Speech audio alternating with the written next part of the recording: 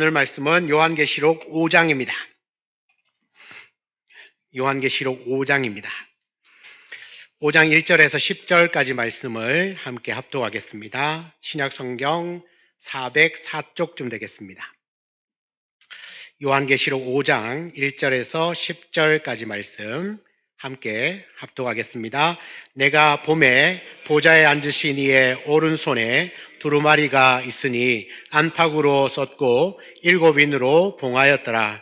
또 봄에 힘있는 천사가 큰 음성으로 외치기를 누가 그 두루마리를 펴며 그 인을 떼기에 합당하냐 하나 하늘 위에나 땅 위에나 땅 아래에 능히 그 두루마리를 펴거나 보거나 할 자가 없더라. 그 두루마리를 펴거나 보거나 하기에 합당한 자가 보이지 아니하기로 내가 크게 울었더니 장로 중에 한 사람이 내게 말하되 울지 말라. 유대 지파의 사자 다윗의 뿌리가 이겼으니 그 두루마리와 그 7인을 떼시리라 하더라. 내가 또 보니 보좌와 내 생물과 장로들 사이에 한 어린 양이 서 있는데 일찍이 죽임을 당한 것 같더라. 그에게 7뿔과 7눈이 있으니 이 눈들은 온 땅에 보내심을 받은 하나님의 7 영이더라. 그 어린 양이 나와서 보좌에 앉으신 이의 오른손에서 두루마리를 취하시니라. 그 두루마리를 취하심에 내 생물과 24 장로들이 그 어린 양 앞에 엎드려 각각 검은 고와 향이 가득한 금 대접을 가졌으니 이 향은 성도의 기도들이라. 그들이 새 노래를 불러 이르되 두루마리를 가지시고 그 인봉을 떼기에 합당하시도다. 일찍이 죽임을 당하사 각 족속과 방언과 백성과 나라 가운데에서 사람들을 피로 사서 하나님께 드리시고 그들로 우리 하나님 앞에서 나라와 제사장들을 삼으셨으니 그들이 땅에서 왕노릇 하리로다 하더라. 아멘. 우리 주께와 엎드려 경배 드립니다. 우리 마음을 다하여서 예배 받으시기 합당하신 그분께 찬양하겠습니다. 주께와 엎드려 경배 드리리다. 주 계신 곳엔 기쁨 가득 무엇과도 누구와도 바꿀 수 없네. 예배 드림이 기쁨 됩니다. 우리 한 번 더 고백합니다. 주께와 엎드려 주께와 엎드려 경배 드립니다. 주 계신 곳엔 기쁨 가득 무엇과도 누구와도 바꿀 수 없네. 예배 드림이 기쁨 됩니다. 아멘. 오늘 예배함이 우리 주님께 큰 기쁨이 될 줄 믿습니다. 자, 오늘 읽었던 이 요한계시록 5장의 말씀을 가지고 승리하신 어린 양 그분을 찬양하라 제목으로 말씀을 함께 나누겠습니다. 여러분, 요즘 우리가 뉴스를 보면 우리를 행복하게 하는 소식보다는 전쟁과 재난과 또 정치적인 혼란과 경제적인 불안의 소식들이 끊이지 않습니다. 여러분의 개인의 삶은 어떻습니까? 여러분은 좋은 일들만 있습니까? 아니면 힘들고 어려운 일들, 또 쉽게 풀리지 않는 각종 문제들을 안고 살아가고 있지는 않습니까? 기도를 하지만, 오랫동안 기도를 하지만 응답이 없는 것 같고 정말 하나님이 일하시는지 의문이 들 때가 혹시 있지는 않습니까? 답답한 마음을 안고 살아가지는 않는지 여러분 형편이 갈수록 더 나아지기를 주의 이름으로 축복합니다. 모든 답답함과 또 억눌림과 힘듦들이 다 사라지고 여러분 마음 안에 진짜 주님이 주시는 놀라운 평강으로 가득 채워지기를 원합니다. 여러분 요한계시록은 이런 질문을 품고 있는 성도들에게 주신 말씀입니다. 계시록은 절대로 두려움을 주기 위한 책이 아닙니다. 교회를 위로하고 성도들에게 힘을 주기 위하여 우리 예수 그리스도께서 직접 주신 메시지요 계시입니다. 특별히 오늘 5장은 이 세상의 역사가 우연히 흘러가는 것이 아니라 하나님의 손 안에 있고 이 땅을 다스리는 통치자가 지금 모든 권세를 갖고 있는 사람이 만든 높은 보좌에 앉아 있는 로마의 황제가 아니라 진짜 하늘 보좌 위에 앉아 계신 하나님이 이 역사를 여시고 닫으실 분, 역사를 만들어 가실 분, 역사를 시작하시고 역사를 마치실 분이 바로 그분이라는 사실을 너무나 분명하게 말씀해 주고 있습니다. 오늘 5장의 시작은 그가 본 환상으로부터 시작을 하죠. 1절을 한번 보겠습니다. 여러분 계시록의 말씀이 여러분 설교로 많이 못 들어봤기 때문에 어렵다라는 느낌이 들겠지만 여러분 이것도 천천히 읽어보면 웬만하면 그냥 읽는 자체로 많은 부분들을 이해할 수 있습니다. 자, 1절 한번 보겠습니다. 내가 보니 사도 요한이 본다는 겁니다. 이렇게 눈을 열어서 봤더니 보좌에 앉으신 이의 오른손에 두루마리가 있다. 여러분 보좌에 앉으신 분은 누구입니까? 하나님이죠. 하나님이 보좌에 앉아 계십니다. 그 앉아 계신 분이 오른손에 두루마리를 들고 있다는 겁니다. 그 두루마리를 보니까 안팎으로 썼다. 안팎으로 글이 쓰여져 있다는 겁니다. 안팎으로 글이 쓰여져 있는 것을 보니까 뭐 하실 이야기가 많은 거죠. 기록된 내용이 많다는 것을 알 수 있겠죠. 7인으로 봉하였더라. 7인으로 봉해져 있습니다. 그러니까 닫혀져 있다는 겁니다. 그것도 7번이나 봉인되어져 있다.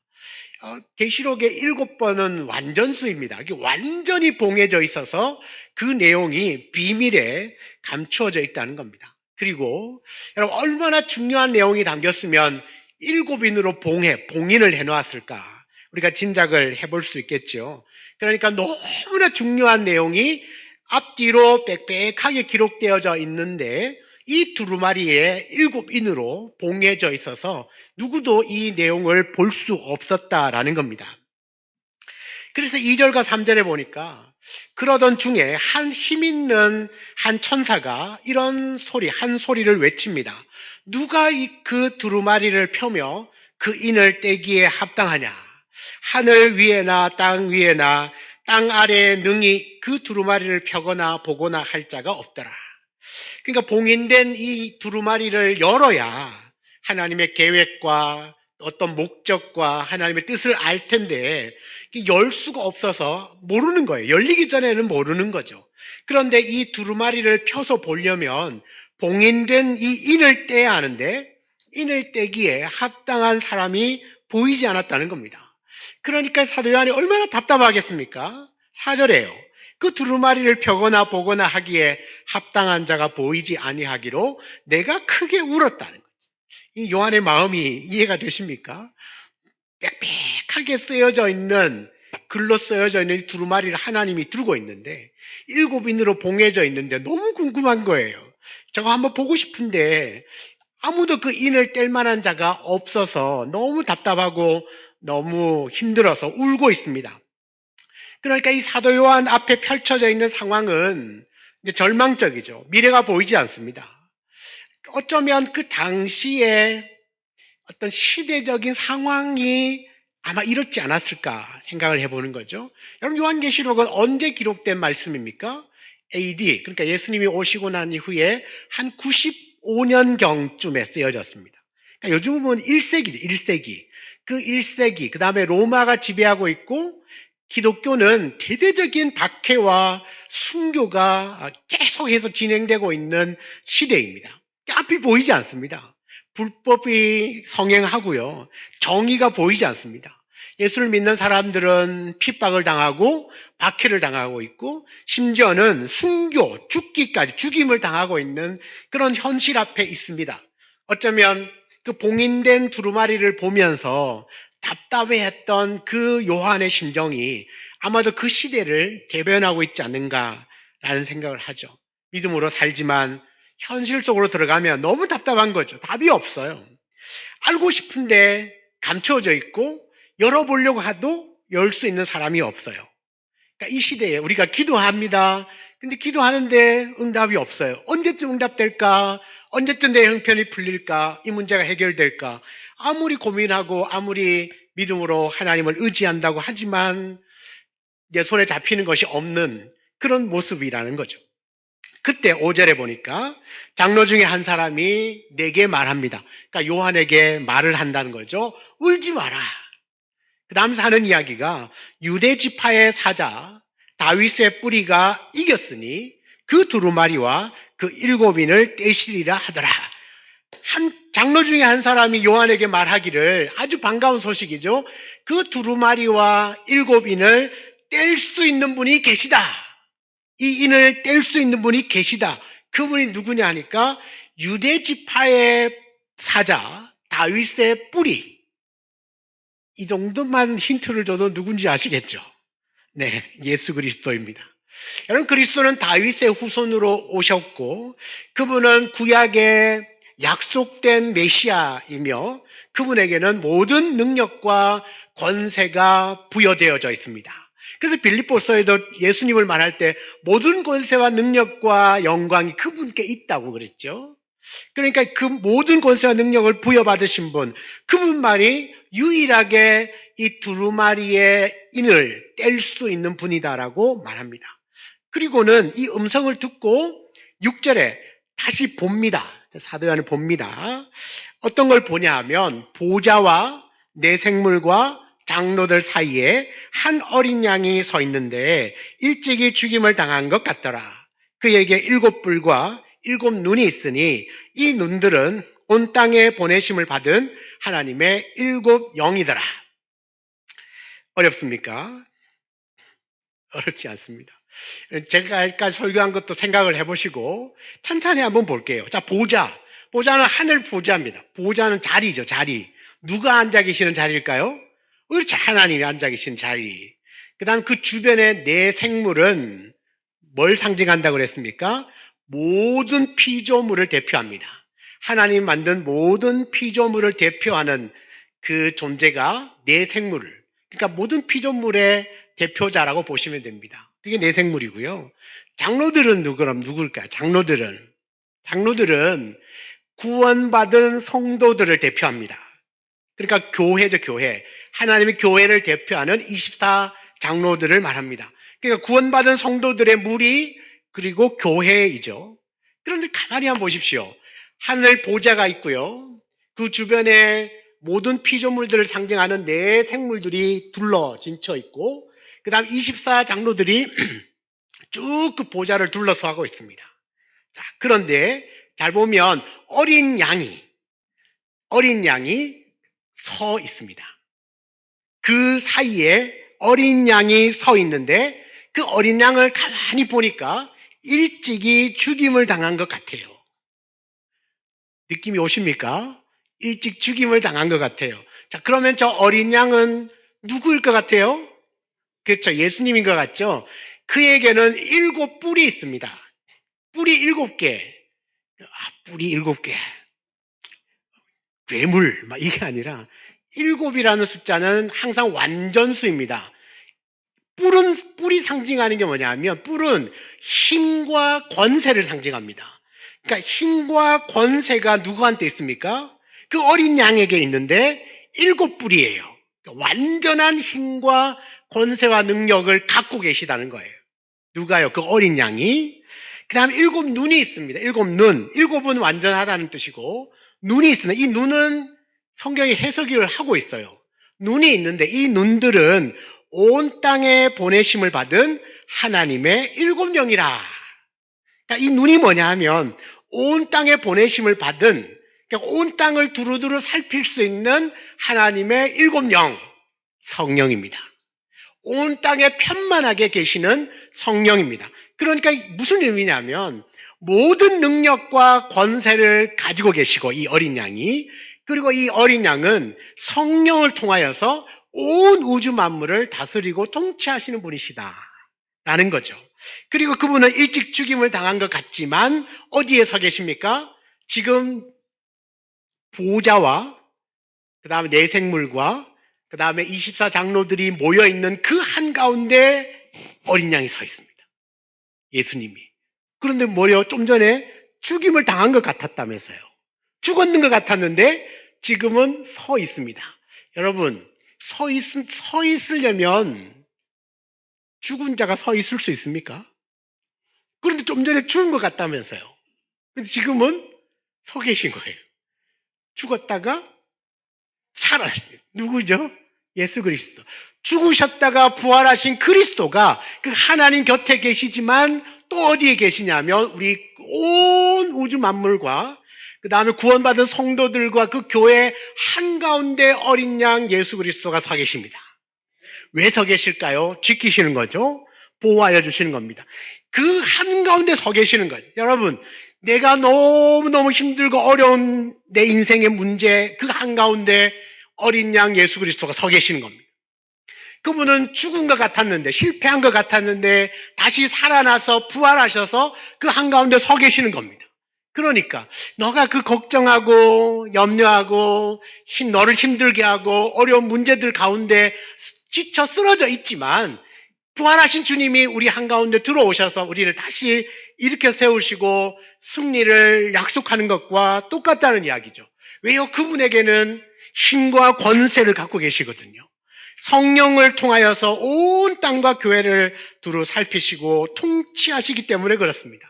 그래서 이야기를 하는 거예요. 요한에게 절망하지 마라, 울지 마라, 절망하지 마라. 그리스도가 우리 가운데 계시다. 어린 양 예수 그리스도가 우리 가운데 있다. 그분은 우리를 보호하시는 사자이시다. 우리를 보호하시는 사자이니 절망하거나 낙심하지 말라고 말합니다.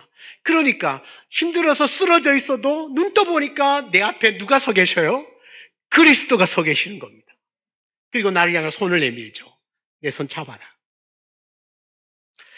여러분 지쳐서 덜썩 주저앉아서 정말 나를 도와줄 사람도 아무도 없고 나는 도대체 어떻게 살아내란 말인가.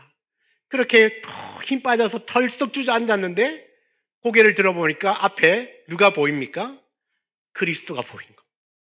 그리스도가 보이고 그리스도가 나를 향하여서 말하죠. 내 손 잡아라. 여러분 세상에서 벌어지는 일들만 보면 낙심하고 절망할 수밖에 없습니다. 여러분 그 당시의 성도들만 생각을 해봐도 얼마나 다양한 공격들을 받고 있고 교회 자체가 존립할 수 있을까? 교회가 세워질 수 있을까? 성도들은 믿음을 지킬 수 있을까? 여러분 이런 걱정들이 가득했을 겁니다. 그러나 오늘 계시록의 말씀으로 말씀합니다. 염려하지 마라. 염려하지 마라. 걱정하지 마라. 왜냐하면 우리 주님이 우리 한가운데 계시다. 우리 안에 계시다. 우리 교회 안에 계시다. 그래서 그 주님이 지켜주시고 구원 얻기로 작정한 사람들은 한 사람도 잃어버리지 않는다고 말씀하고 계시다는 거죠. 바로 그것을 요한은 환상으로 눈으로 봤다는 거예요. 보니까 그리스도가 계시는 거죠. 왜 그리스도라고 확신했다는 겁니까? 죽은 것 같았는데 거기 가운데 딱 서 계시는 것. 그것 보고 그리스도다. 예수님이시구나. 그분이 나를 지키고 계시구나. 구원 얻기로 작정된 주의 백성들, 하나님의 교회를 우리 주님이 지키고 계시구나. 여러분 요한계시록은 성도들에게 승리를 약속합니다. 여러분 이 승리는 십자가의 승리로 이미 시작되어졌고 부활로 완전한 승리를 거두셨다는 겁니다. 그런데 그 승리가 바로 그 그리스도를 모시고 있는 그리스도를 믿는 믿음의 성도들에게 주신 승리라는 사실을 믿으시기를 주의 이름으로 축원합니다. 자, 이제 이 어린 양이 보좌에 앉으신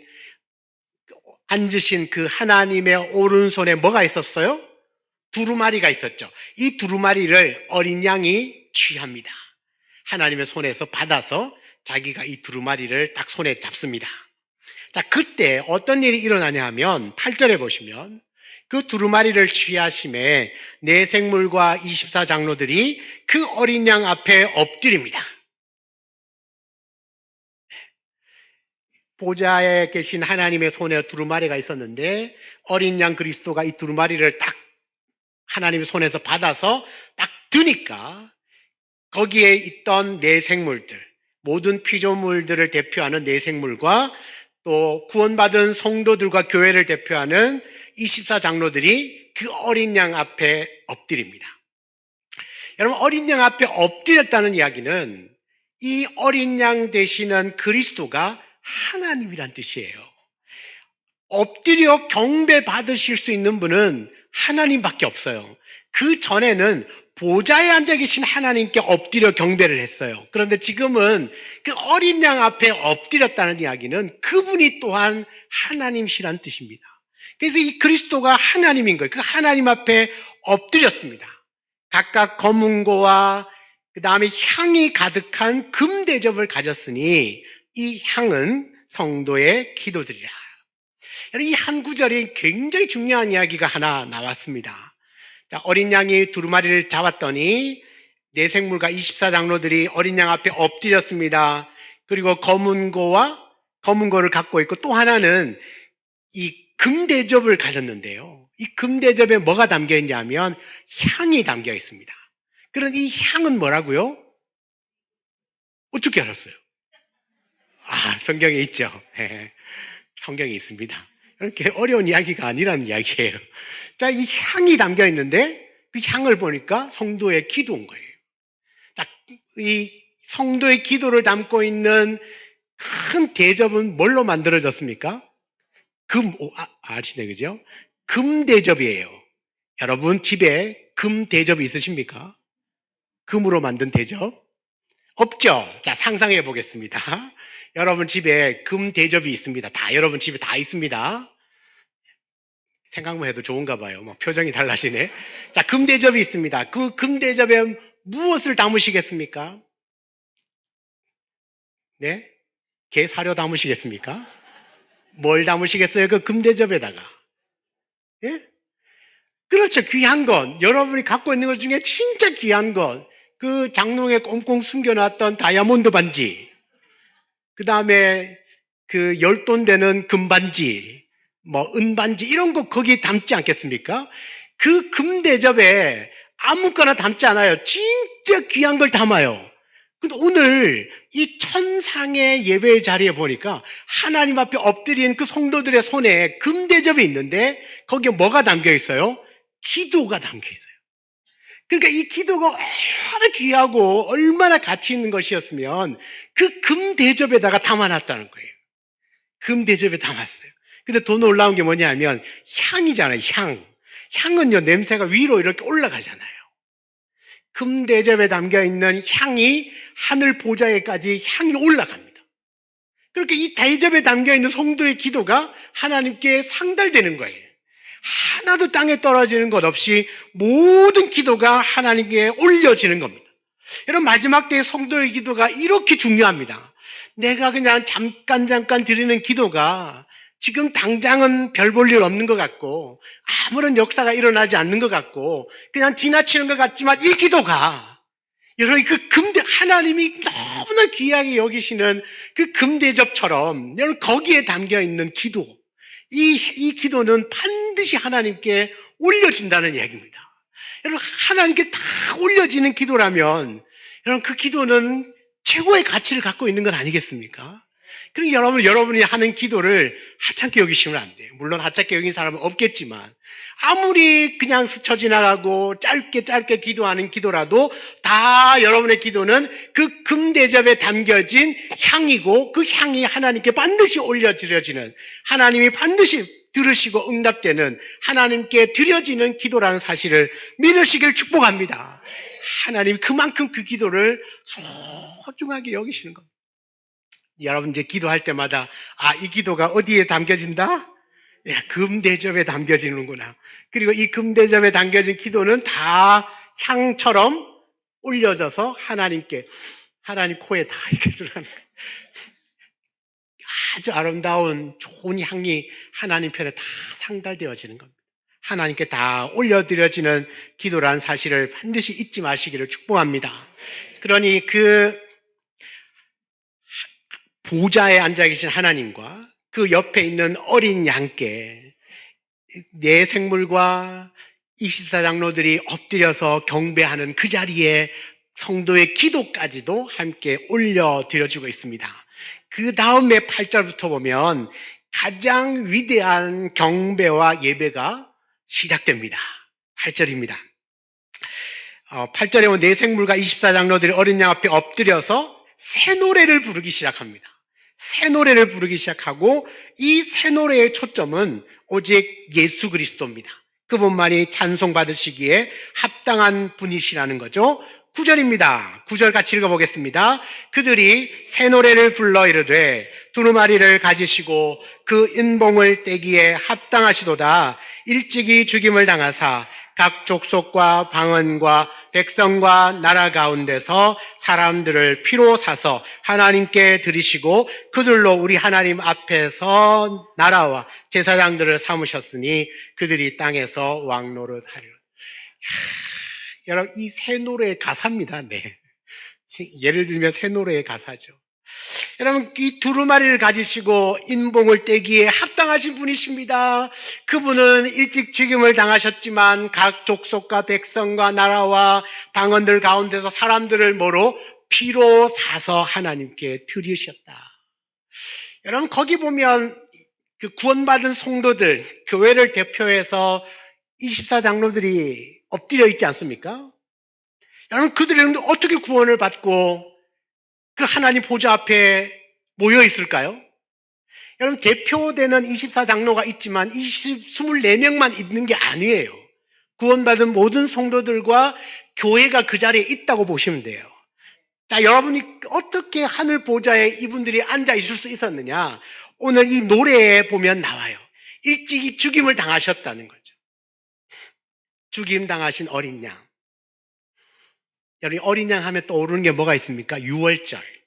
자, 유월절 어린 양을 죽여서 그 피를 문설주에 바르면 그 피가 발려져 있는 집은 죽음의 재앙이 넘어갑니다.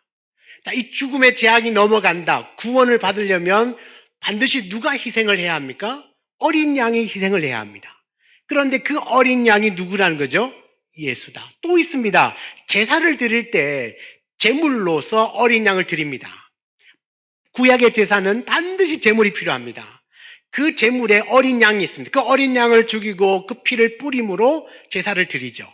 그러려면 제사를 드리고 제사를 통하여서 우리가 죄사함을 받으려면 반드시 누가 희생을 해야 합니까? 어린 양이 희생을 해야 합니다.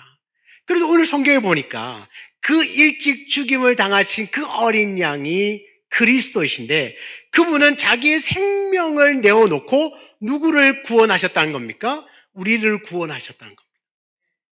이 온 지구상에 살고 있는 모든 족속과 방언과 백성과 나라들 가운데서 그리스도를 믿음으로 구원받은 성도들, 그들을 하나님 앞으로 데리고 가는 거예요.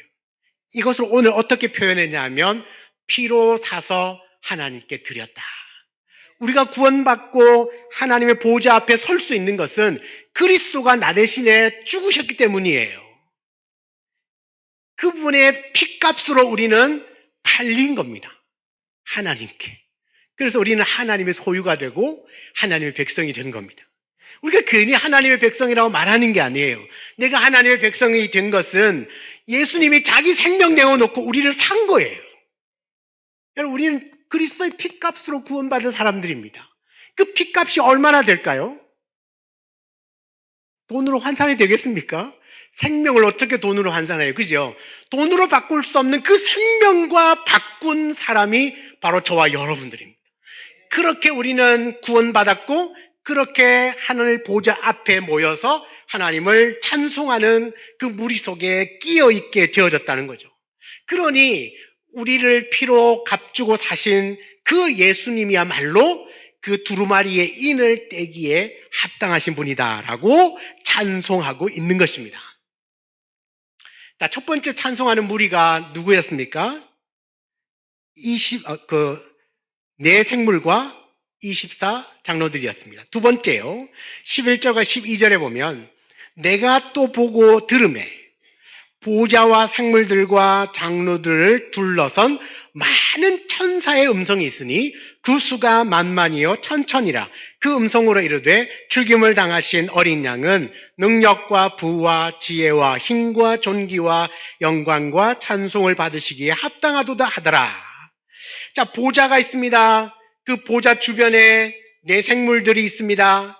모든 피조물들을 대표하는 내생물이 있습니다. 그 옆에 또 24장로들이 있습니다. 그런데 이게 끝이 아니에요. 옆에요. 수많은 천군 천사들이 하나님께 찬송하고 있습니다. 수많은 천군 천사들이, 그 수가 만만이요 천천이라는 말은 셀 수 없다는 말입니다.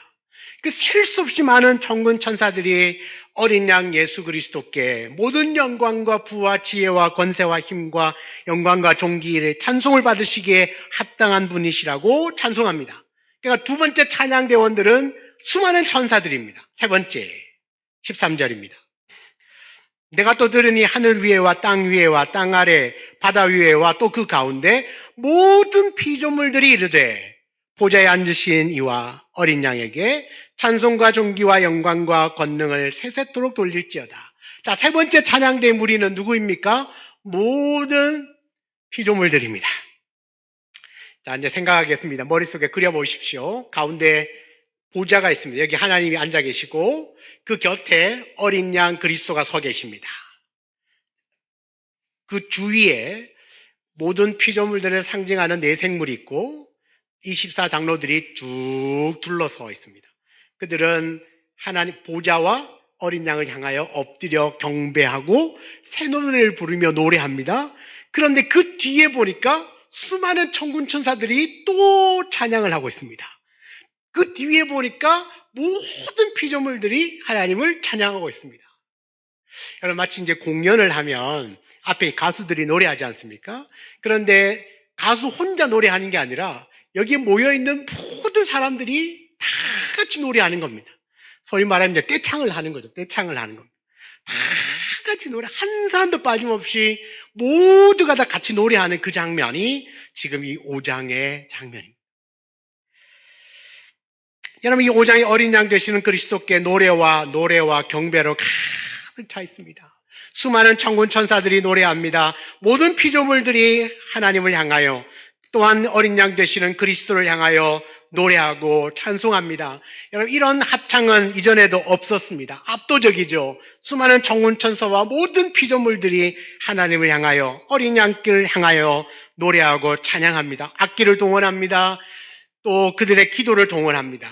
그리하여서 영광 받으시기에 합당하신 그 주님을 향하여 전심으로 찬양합니다. 이런 찬양의 모습, 이런 찬양, 이런 예배가 바로 온 우주적인 예배의 모습입니다. 여러분, 그런데 이 예배가 천상의 예배로 끝날까요? 우리가 꿈꾸는 나중에 천국 가서만 드릴 수 있는 예배일까? 그렇지 않습니다. 가만히 한번 생각을 해보시죠. 우리가 드리는 이 예배를 한번 생각해 보겠습니다. 여기에 하나님 계십니까? 모르십니까? 하나님 계십니까? 맞습니까? 하나님 계시죠? 여기에 성령님이 계십니까? 그럼 그리스도는요, 우리 한가운데 서 계시죠. 어쩌 우리 그리스도가 가운데 서 계셨잖아요. 자, 하나님이 계시고 성령이 이 안에 계시고 그리스도가 이 교회 한가운데 서 계시고 우리 모든 성도들은 여러분 다 예수 그리스도를 구주로 믿으시잖아요. 구원받은 성도들이 모여서 하나님을 향하여 경배하고 찬송한다면 이 예배가 그 천상의 예배와 동일한 예배인 줄 믿으시기 바랍니다.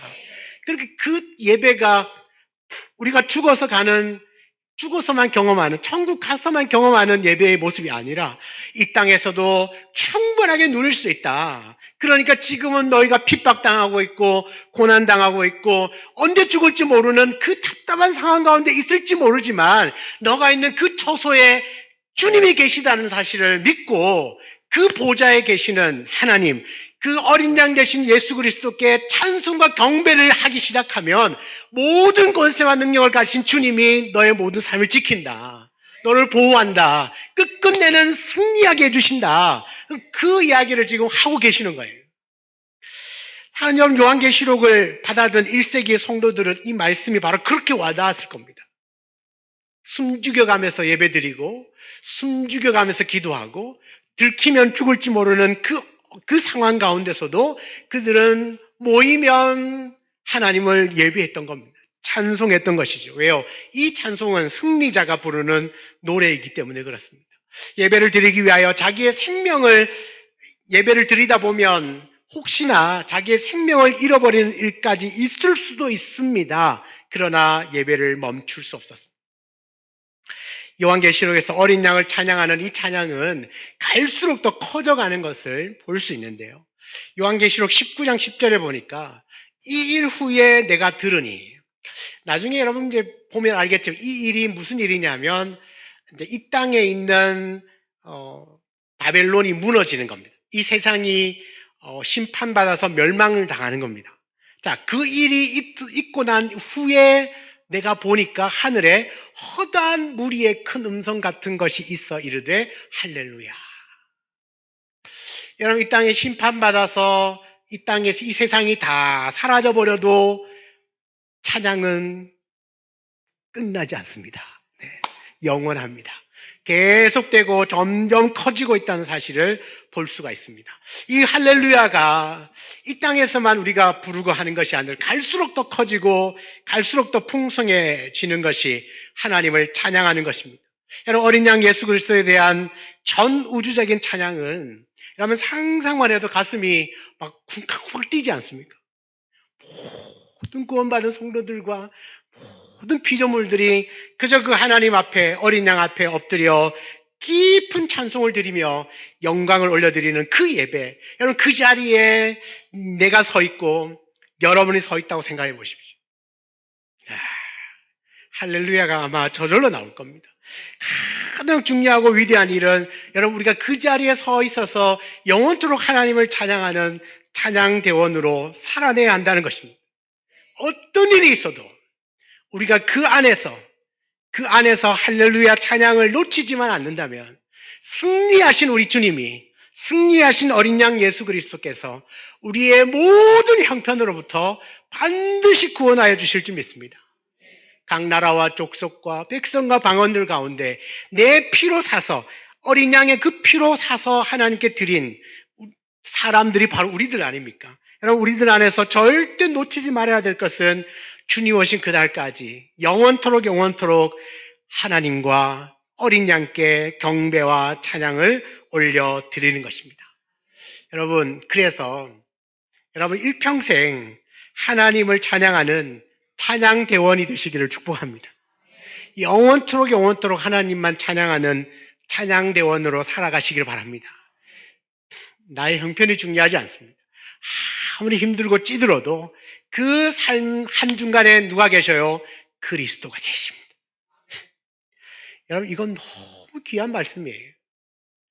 눈을 들어봤더니 내 보좌와 내 생물과 24장로들, 모든 만물과 구원받은 모든 성도들 그 한가운데 어린 양 예수 그리스도가 서 계시다고 하는 거예요. 서 계시다고 하는 거예요. 여러분의 그 답답한 심령에 그리스도가 서 계십니다. 언제 응답될지 모르는 그 막막한 기도의 제목에 우리 그리스도가 서 계십니다. 풀리지 않는 문제 그 한가운데 주님이 서 계십니다. 여러분, 그 주님을 보신다면 그 주님이 모든 상황으로부터 구원해 주실 줄 믿습니다. 우리는 그분을 영원토록 찬양하는 찬양대원으로 살아낸다면 승리는 반드시 저와 여러분의 것이 될 줄 믿습니다. 이 귀한 은혜가 있기를 주의 이름으로 축원합니다. 우리 같이 한번 주신 말씀을 붙들고 기도하겠습니다.